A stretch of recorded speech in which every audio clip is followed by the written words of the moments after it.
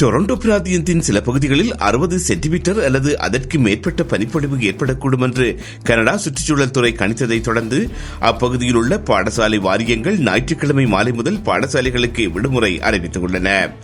அதன்படி டொரண்டோ மாவட்ட பாடசாலை வாரியத்தின் அனைத்து பாடசாலைகள், வளாகங்கள் மற்றும் குழந்தைகள் பராமரிப்பு மையங்கள் உட்பட நிர்வாக கட்டிடங்கள் மூடப்படுவதாக அறிவித்தது.